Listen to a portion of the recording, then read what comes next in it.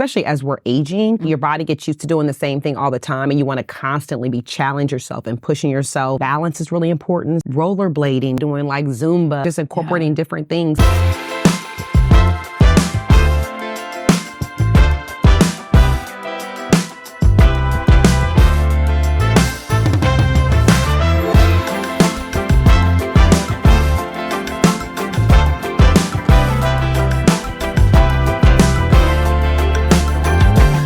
Hi guys, Stella Ringer here, your Chief of Aging Fabulous, and we're back. Can you believe it? Season 2, Zeal, Aging Redefined, the podcast, where we inspire women 40 plus to age with boldness, confidence, and kick-ass positivity.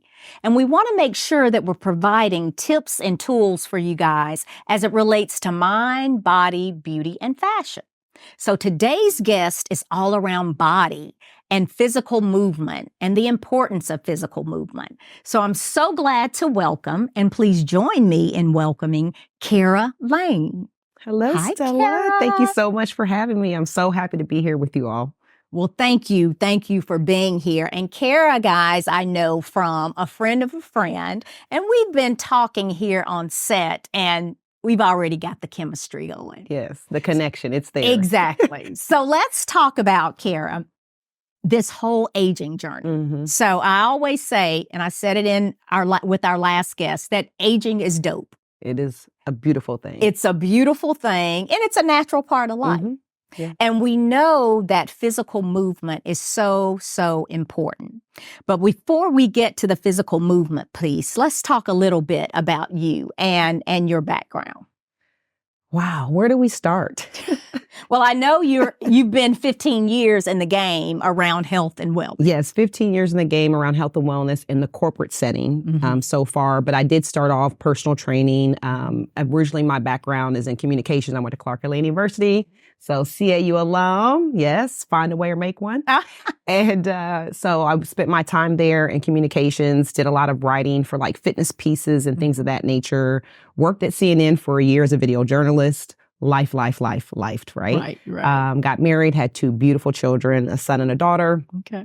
And then it was like, what do I do now? Yeah. And so fast forward, I went back to my roots. I went back to writing and fitness, went back to school, got my master's in exercise science, focusing on corporate health and wellness. Awesome. And voila, here I've been in the business for 15 plus years. But there were a lot of things along the journey that I encountered to develop my experience, for sure. Okay. Mm-hmm. Cool. And then I read that you won the Arnold Schwarzenegger figure competition. That is Was correct. that right? That is correct. I won it was the first year for the show, for the amateur component of the show, the Arnold Amateur Classic. And if anybody's from Ohio or follows Arnold Schwarzenegger, you know that he is like the man when it comes to bodybuilding and fitness. Oh, yeah. And so his big show is every year in Columbus, Ohio, at the Columbus Convention Center. And I participated in that show that year, and I won the whole show.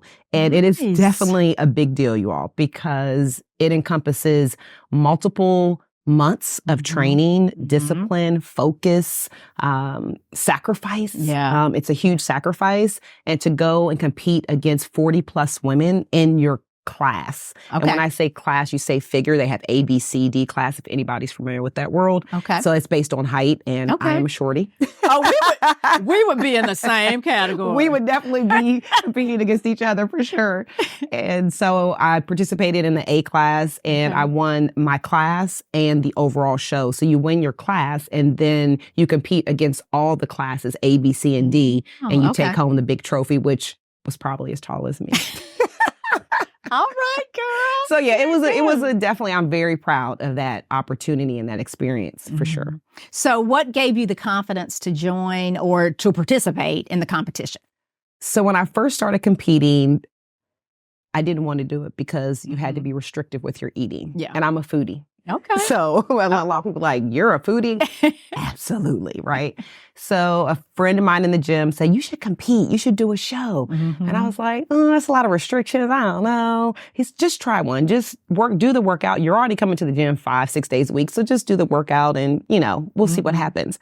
So I got up there and I competed and I got second place. Okay. I was devastated. I was like, You're a competitor. I'm definitely, yes. I have a competitive spirit for sure. Ask my children about our game nights. But yeah, so I decided that at that point, I was like, you know what? I really want to do this. So I started disciplining myself, sacrificing, changing up the way I was eating. And it didn't happen all at once. It was a journey. And I also went through a couple different trainers to get to that point. And then voila, fast forward 5-6 years later, I was on the stage in Ohio winning the show. So has that always been your passion, like health, fitness, even growing up or? Growing up, part of just everything that I do involved in sports. I played volleyball, ran track. I did cheerleading. I cheered at Clark-Atlanta University. So yeah, it's always been a part of everything that I do. I'm asthmatic. I have asthma. And when I came to college, I was like, I'm so tired of taking all this medication. I just want to, be healthy. And so that kind of started the journey into the gym where I met the friend to got me into competing. And then eventually I just worked on like building up my endurance and strength training. And I didn't need the medication anymore. And I'm not telling anyone to go off your medication, right? It was just a part of my process. That was my goal, is to be med free. So that's what I chose to do. And so it has been a part of my life for many, many years. And just, it brought it full circle with the competing. So it does work, or I will say it worked for you as it relates to kind of health issues and the physical movement, the nutrition, etc. Wow. All of that. And I honestly, Stella, I would be remiss if I didn't say that it was also a mental component for me. It was a way for me to escape. As a mom at the time, I competed with young children. So as a mom, I was married at the time as well. And when you're just going through life and then you feel like everyone else, it's about everyone else and you kind of lose yourself. And I was a very young mom and wife. And so that allowed me the opportunity to really focus on myself. Like nobody had control over that. Me getting up and going to the gym, choosing what to eat, looking in the mirror to see how I feel about myself. So getting up on that stage was my boost of confidence. I mean, let's talk about it, guys. You get up there, if you've seen these shows, you've got a 2-piece bikini. It's taped to my butt and my boobs. Let's just be clear. Be clear. I've got these, no disrespect to stripper shoes, the really clear heels. high shoes, right? And you're walking on stage in front of thousands of people, and that wasn't my first show. I'd done many shows to build up to that show. So I've been doing it and building up the confidence, continuing to build up discipline, making changes, constantly pivoting because that's what you do in life. That's right. That's right. Actually, my sister years and years ago was in the bodybuilding kind of competitions and industry, etc. So I think I was probably early college or maybe late high school, and I went to her first show. And you're right. I mean, she's still very disciplined with her eating and her health, etc. But when I saw her up there on that stage, I'm like, wow. So it's definitely an accomplishment. I don't care what level you're at. It's definitely an accomplishment for sure. Cool. Love it. So let's relate this, all of the great things that you've done and just physical movement in general to kind of this aging journey. All right. So I have a quick question for you before we get into that around aging out loud. That's something that I love to say, I love to do as it relates to aging. I don't want to, people are like, don't ever tell your age, don't. I say shout it from the rooftops if you're comfortable in doing this. So tell me your definition of aging out loud and how that manifests in your life. Embracing aging, each year, each moment, each experience, there's a transition, there's a pivoting, things that you have to be willing to change. You have to be open to change. So really just aging out loud for me is just embracing the newness of it all. It's right. Everything is like a rebirth, right? Learn from the failures, learn from the things that didn't go so well, but kind of went well. Be open to receiving all the good and the bad that comes with it, right? Or the challenges that come with it, whether it's in motherhood, whether it's in you're changing your physical movement because maybe now you can't do some of the things that you used to be able to do before. Maybe your hormones are changing, so you're feeling fatigued, tired, all those different things. So just really embracing it and pivoting when you need to is what aging out loud means to me. Yeah, and I love that word pivot because like you said, and I think the new phrase now is what? Life is lifing. Life is I, life. I hear that all the time now. Is that we go through those transitions, right? Not just aging, it could be anything, like you said. But I think we have to kind of step back and know that it's just a natural part of life. We can't run from it. So just hit it head on and again, do what you need to do. Do what you need to do. Yeah. So as we think about, though, aging and the physical movement and the change, like you said, you may not be able to do some of the things that you did before. As our metabolism slows as we age, what are some tips there? Like, what could we do from a physical movement perspective, knowing that it's slowing down some, but we want to keep the blood flowing and the heart pumping, et cetera? Yeah, just moving your body. And that looks different for everybody, just depending on where you're at, injuries, medical conditions, health conditions, things of that nature. So you want to just make sure you're doing what works for you. And I try to encourage people, like you say, in this world now with social media and all the things that we have coming at us, we're always trying to do or mimic what somebody else is doing. Be okay with being unapologetically you and doing with what you can. My favorite little quote sometimes is do what you can with what you have, with where you're at right now in this moment, right? Like just embrace it, develop an awareness of what it is that you need and make a list, prioritize those things, but definitely moving your body. I do virtual training. Okay. And fitness and nutrition. I also do health coaching. And so they're very different avenues in my business. But when I'm working with my fitness and nutrition clients, it's really focusing on, 2 to 3 days of strength, 2 to 3 days of cardio, getting them to start tracking their food and just having that awareness, right? A lot of times you're like, oh, they come to me all the time. I eat really well. And then honestly, Stella, most of the times they do. It's not that they they're not making bad choices when they're eating. They're just not eating enough. So I feel you need to move your body, physically, strength-wise, muscle, and is longevity. It's so important as we're aging. I feel like I've stayed in my best healthy state because I've been lifting for so long. Yes. So I think that's a lot of what has to do with where I am right now physically. And I think it's important that no matter what your age, I just started working with a 61-year-old at my corporate center that I'm at. And she's like super excited and ecstatic just to be able to get out there and move again. She's like, I just want to get back. And I want to encourage women, like, you can get back. It doesn't matter what age you are. You just have to make the decision to do so and be aware of what you need. And sometimes that's where like coaching and things like that come in. So moving your body, being mindful of what you're eating, being protein forward for sure. And then sometimes just in the beginning, tracking those things. It's not to say that you have to do this for the rest of your life. Exactly. Right? I didn't even track. But it kind of helps you figure out what's working. Exactly. Okay. Exactly. Figure out what's working, helps to hold you accountable. I didn't track when I competed at all. I just ate a lot. Like 9 times a day is kind of ridiculous. But very nutrient-dense foods, right? Very nutrient-dense foods. So I could eat a lot of it throughout the day. Now, I eat similarly.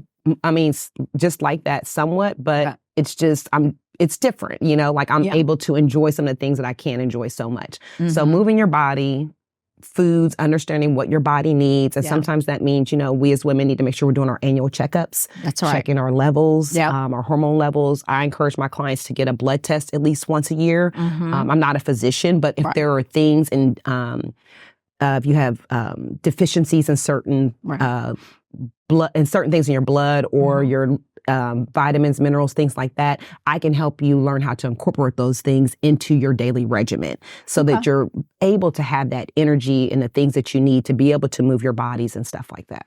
So, Kara, I know you mentioned making sure, again, physical movement, the nutrition piece, even logging what you're doing to ensure that you know what works and what doesn't work. So I have a question around different types of physical movement because I do understand everyone is not a gym rat, but you can hike, you can swim, you can do whatever, as long as you're moving. So what's your take on that, different types of physical movement? I would definitely say that variation is key. Your body gets used to doing the same thing all the time, and you want to constantly be challenging yourself and pushing yourself. And so mixing it up, especially as we're aging, balance is really important. So incorporating balance training, strength training. In the last couple of years, I noticed some of the routines I was doing weren't working as well for me as they used to. So I do some of those same things because I enjoy them, but I've really become a yogi.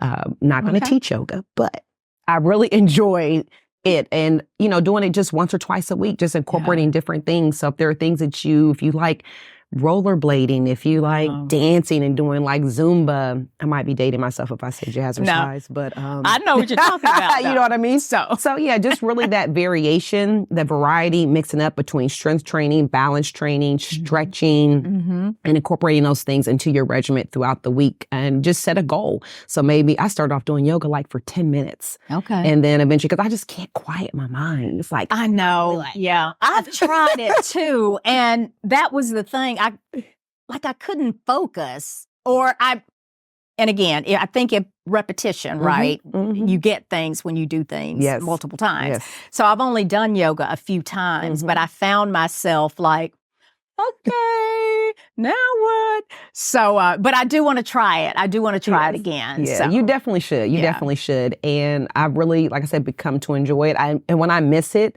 like I'm doing it twice a week now, and then I'm like, I need to do yoga. You know, and because it's stretching, it's flexibility, it's mental calmness, almost like you're, I won't say meditative. And then there's different forms of yoga, you know. So now that I'm a yogi, I like that. I've graduated, guys. I've graduated to power yoga. So you're moving a little bit faster through the movements, and the balance involves like a lot of balance and things like that. So I don't really have time for that list to come up in my head that I'm trying to prioritize. Because you're continuously moving with power. A little bit faster. I've never heard of power yoga. Yeah. Maybe I need to try that one. Yeah, definitely. So. Yeah.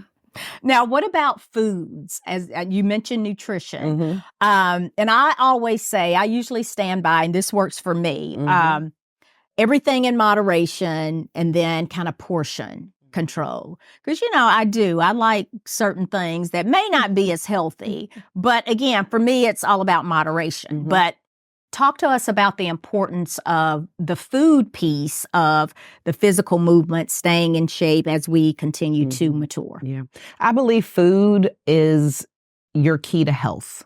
You know, and in addition to longevity, yes, moving is just as important for sure in strength training as we're aging. But eating well and balanced, incorporating lots of fruits and veggies, lean proteins, your whole grains, your complex carbohydrates, like finding that balance with them is really important. It gives you the energy you need throughout the day, helps you to get, and then with our foods, I will also say, like, we know that food isn't made the same as it used to be, even when you're growing your own foods and things of that nature. So making sure that you're trying to fill in those gaps. So I try to encourage some of my clients to look at where is the missing piece. So not thinking about so much, what can I change? What can I add? So if you're not a big like fruits and veggies person, maybe you just start off adding 1 or 2 servings 3 times a week. Once you get a hang of that, then maybe you add another day or another serving. Just baby step it. I think a lot of times we try to do all in or nothing. And then we feel like, oh, I failed, so I'm just going to go back to my old habits.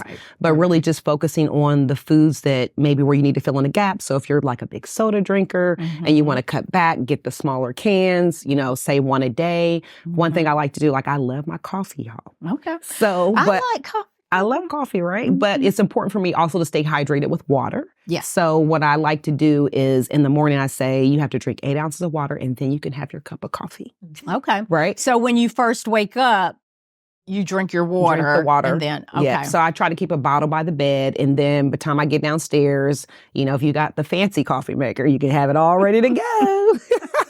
I like it. That balance, you've got your water, and then you'll kind of drink your coffee or whatever. Start your morning day consists of. So food, I think, is very important. It helps you feel good. It helps you feel energized. It provides, like I say, all those nutrients and things that you need, especially depending on your goals. If your goal is weight loss or strength training, like food is going to look very different for those specific goals. But again, finding that balance and what works for you. And then, like I mentioned earlier, incorporating that tracking to kind of see where you're at and can fill in those gaps. Okay. Now, Kara, we've talked about, as it relates to kind of physical movement and our aging journey, all of the things that kind of go with that. The nutrition you mentioned, of course, the discipline, again, logging anything that might help. What about timing around physical movement? I've heard different things. Is it 150 minutes for the week? You do 30 minutes one day, or what's your take on timing of physical movement? How much should we actually move, the timing piece of it?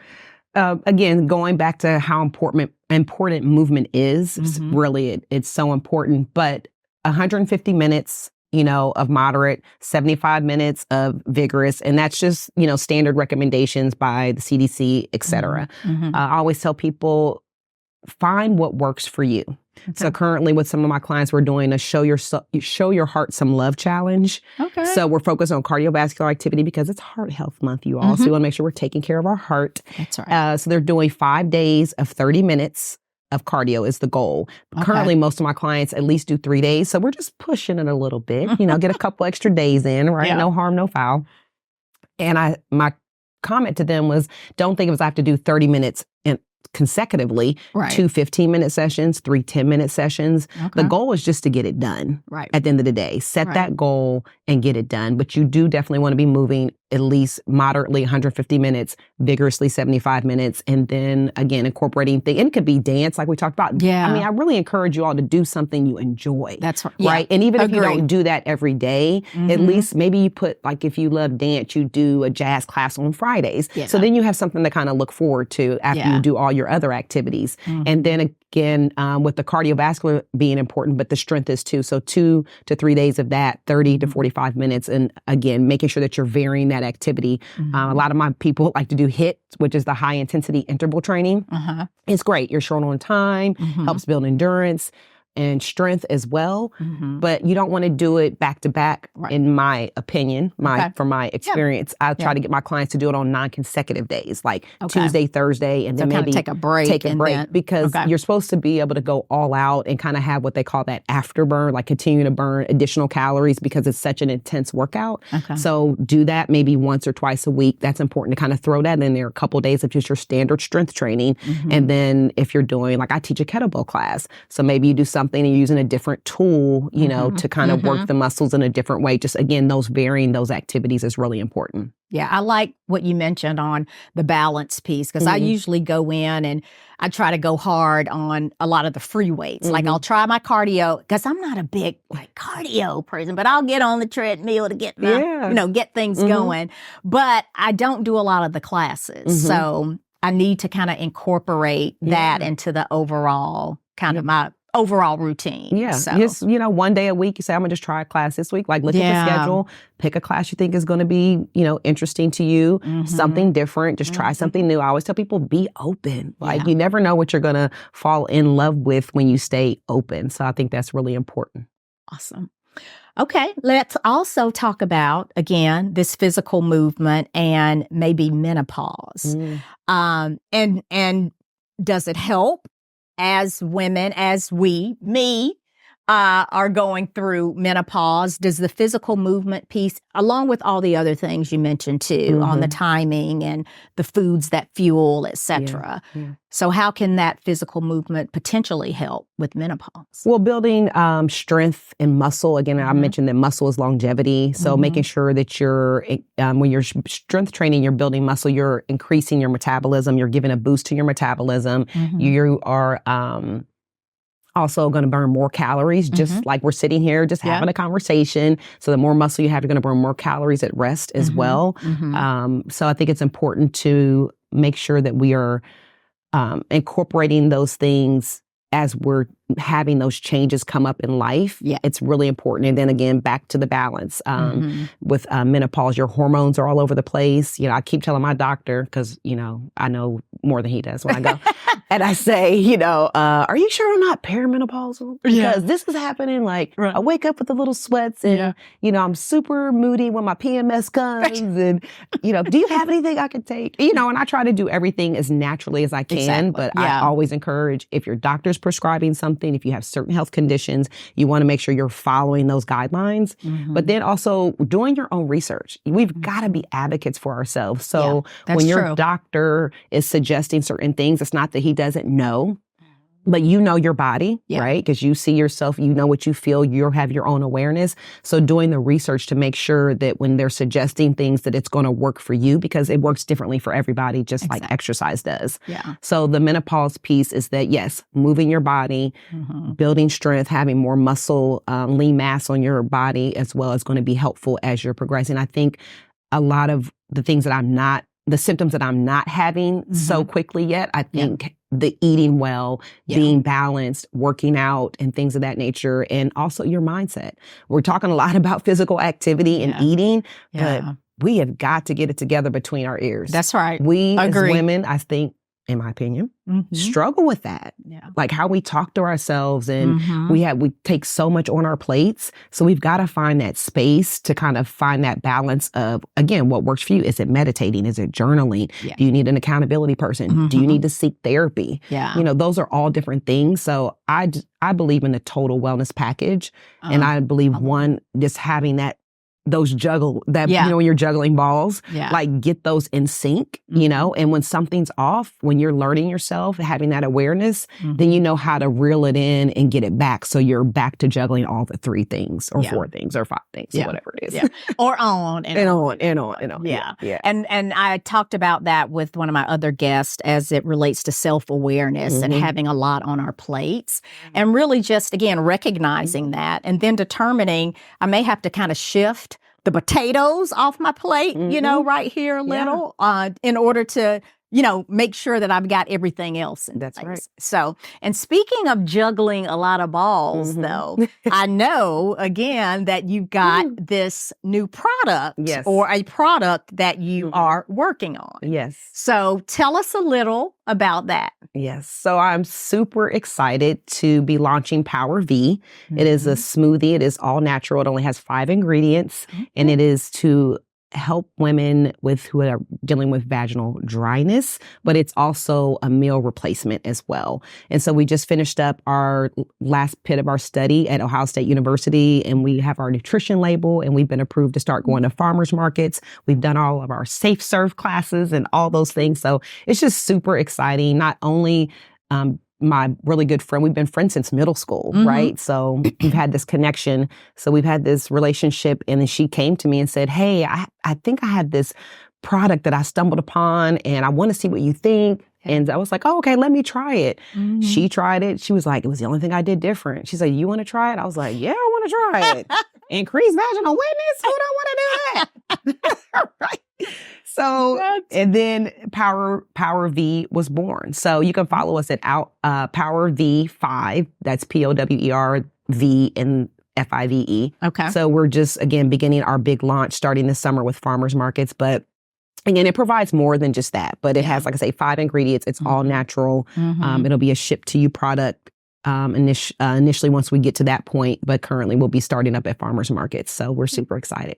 Y'all heard it. Power V, meal replacement, and then get your groove on later on that night. You know, get on that I love it. Well, congrats. Congrats on that. Thank you. Well, thank you, Kara, for being here. And we're going to kind of close the show out with a little game that I play with each guest, and it's called Crush the Negativity. Okay. So I'm going to say a word, phrase, question that maybe society has deemed somewhat negative, maybe, as women age.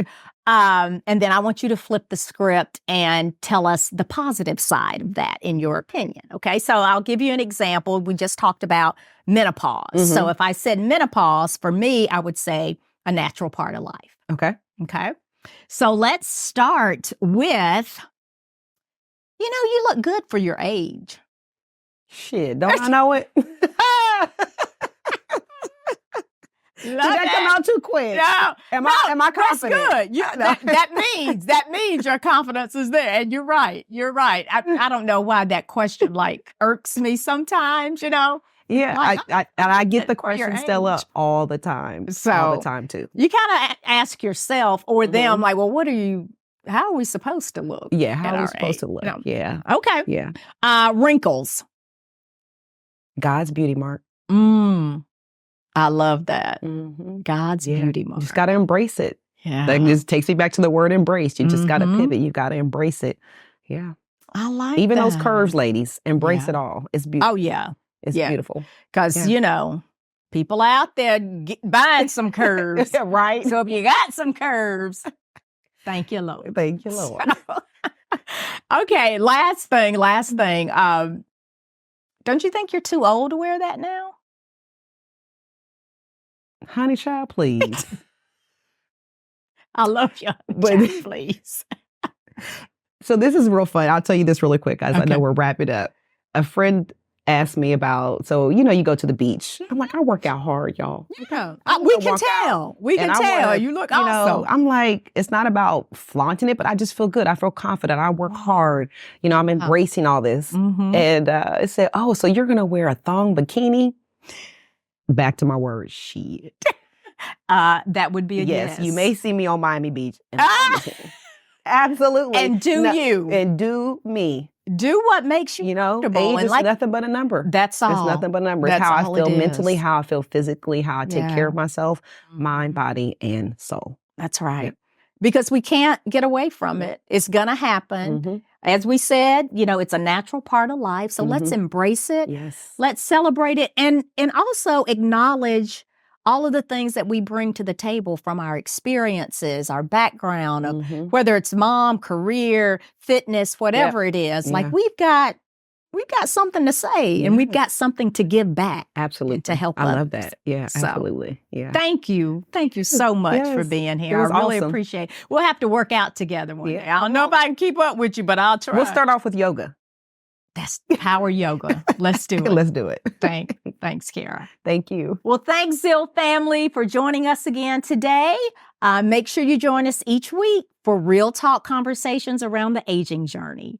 Zeal, Aging Redefined, your go-to for aging fabulous. Bye.